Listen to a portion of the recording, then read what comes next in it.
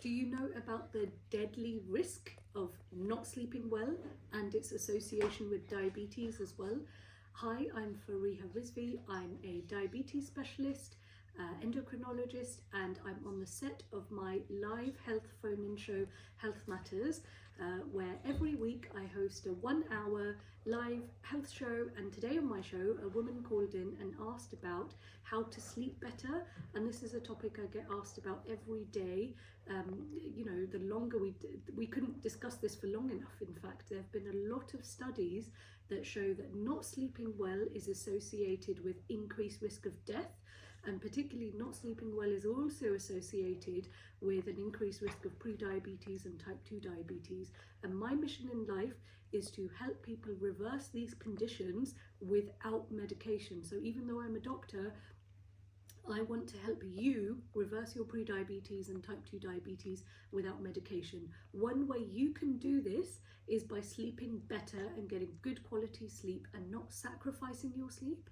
So try and sleep for 7 to 9 hours every night.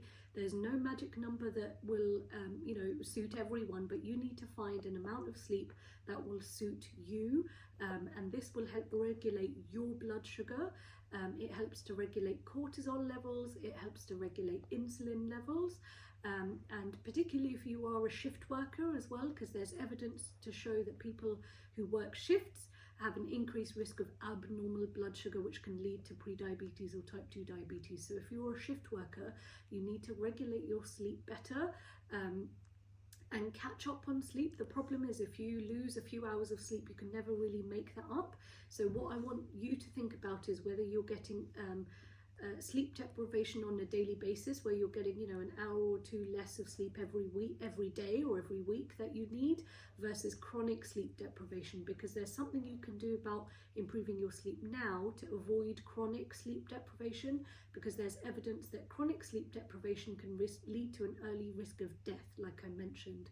And poor sleep, or if you feel tired, you can have poor decision making, you can have increased irritability, and just not a very nice quality of life.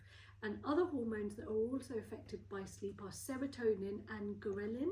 So if you don't sleep well, you may find yourself reaching for that sugary biscuit, that sugary drink or chocolate or caffeine late in the day. And then we all know that if you have caffeine late in the day, you're likely to not sleep well the following night. So I want everyone to really focus on their sleep. I want you to focus on your sleep, to try and sleep better, to improve your blood sugar in the long term without medication.